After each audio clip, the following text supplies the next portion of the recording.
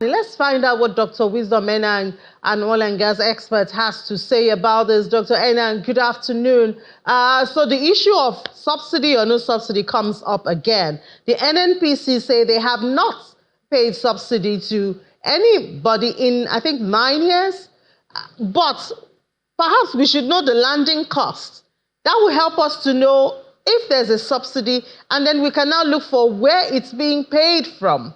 And all the controversy around directives for NNPC to pay, use revenue and all of that for subsidy and all of that. Perhaps you are in the industry, please, do clear the air. We're looking for the truth.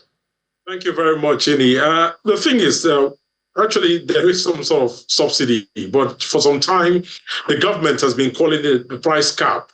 And what is the landing cost? It's anywhere between 1,150 to 1,250. That's what we're looking at, depending, because there are a number of factors, the amount of volume that we're getting in, as well as the exchange rate at the time.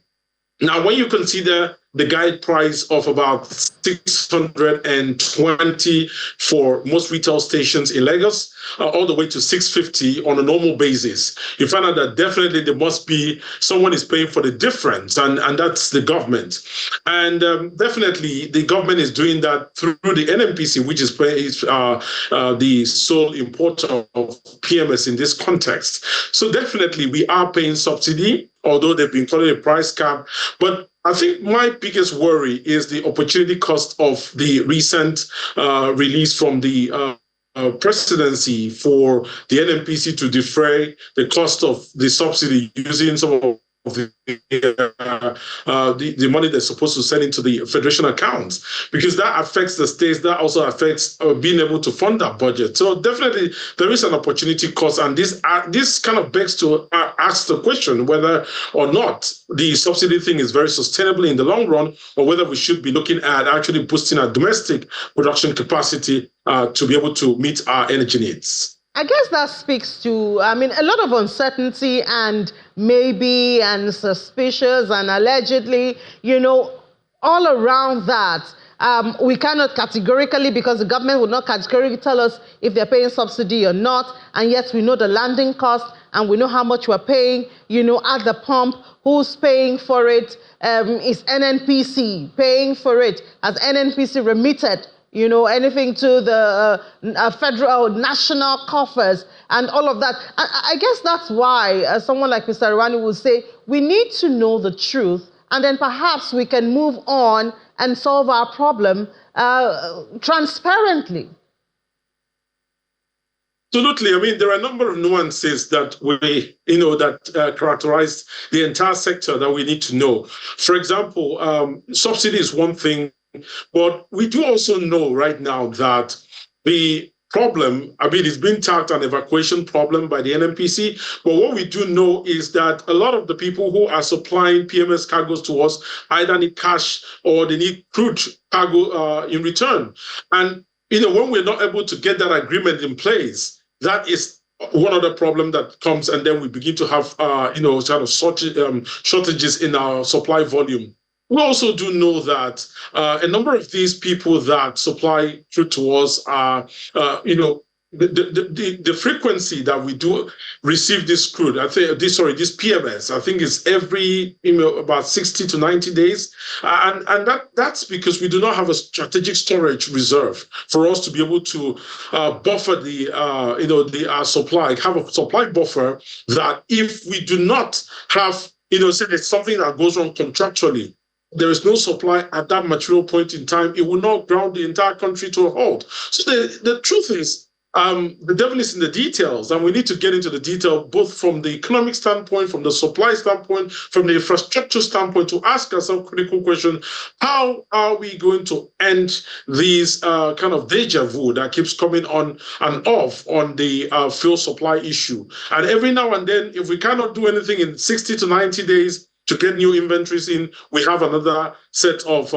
queues come up, and that's something a conversation I think we need to start having. How do we get a more permanent solution to this problem? I guess a permanent solution, Dr. Enang, would be that we have local refiners, and we hear a lot of local refiners, the modular refineries, Dangote, asking for crude so that we can have at least a bit of stability, certainty in the supply value chain of petroleum products in the country. Yeah, absolutely. I mean, that's a sustainable solution because, I beg to differ with the idea from the NMDPRA that we should import to be able to shore off, the possibility of a monopoly. I don't believe that's sustainable just because, whenever you meter out any solution from an economic standpoint, you want to compare that solution, the benefits of the solution to the side effects, in this case that we're talking about the economy. So yes, that's a very good one. And the other thing that I'd like to mention is when we're looking at the concern of monopoly, increasing supply is one way to, prevent it. The other way is, as we're giving out our crude supply in Naira to the domestic refineries, which I hope we can give up to the 450,000 barrels a day that we're looking at, that we do put in some anti-monopoly clauses within there to make sure that, yes, they do take it in Naira. They do have the supply. That means they don't have to pay logistics costs. They don't have to pay all the insurance for bringing this crude, compared to bringing it from abroad. But that when they eventually do put out their pricing, that pricing also considers the effects of and the benefits of getting this crude supply in Naira. I think that's the way we should be thinking about and making sure that we help other refineries to come on board. I don't think importation is going to help us. And I think we need to start building strategic reserves for PMS. I'll give you context. The US, for example, they are, they've been producing for as long as we know. But they do have a strategic storage, and at some point they were actually importing when the prices was fair enough for them to import. They were actually importing and storing crude. So there's nothing wrong with actually producing PMS in this context, or producing refined petroleum products, and also building strategic storage reserves to be able to store them. And I think we can achieve these by using the build, operate, and transfer model. Put some icing on the cake, get some investors to come. That's the midstream sector.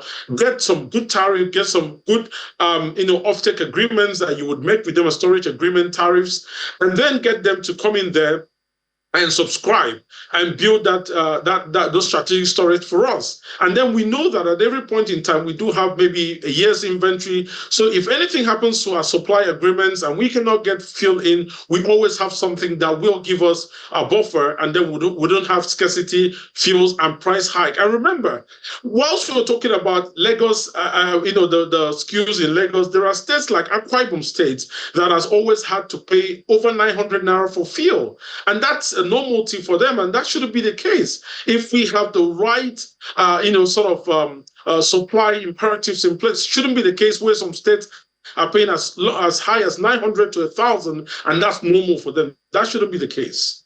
All right, so I think the other thing is the promise that the crude for Naira will start on October 1.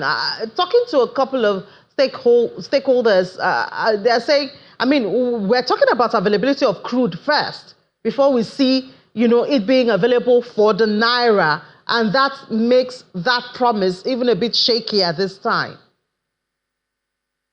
Yeah, I mean, you're right. At the moment, we're struggling with our production rates because I think it's about 1.3 at the moment. Before now, in 2023, we went up to 1.5 daily production million barrels daily production. And, we're asking ourselves, do we truly have the volumes to give? So it's good that we have a guide volume that we're expecting. The 450,000 barrels is the guide volume that we're expecting to give to those refineries. However, we need to do a lot more. Tackling theft is going to bring us some more incremental volume, but I think there's a ceiling potential on that. What we need to start doing is to start looking at reliability. How do we improve our facility reliability to flow a lot more volumes in there? How do we do some primary interventions and even secondary interventions to bring up more volumes in the wells? How well do we, help the investors that are coming to the bid rounds to quickly start their exploration and production activities? I think it's quite good that Nigeria is leaning more on the side of production bonus than signing up bonus for our bid rounds, and that's a very good thing, and I'd like to encourage that. So there's enough that we need to do. There's a number of things that we need to do to bring back more production volumes if we need to be in a position where we can meet those sort of obligations of giving 450,000 barrels to the local refineries in Naira. All right, a whole lot of things to do there. And I mean, eventually what we want is energy security, petroleum products, electricity. It all boils down to that. But thank you so much for your time, Dr. Wisdom Enang, oil and gas expert. Thank you. Deeply appreciate it.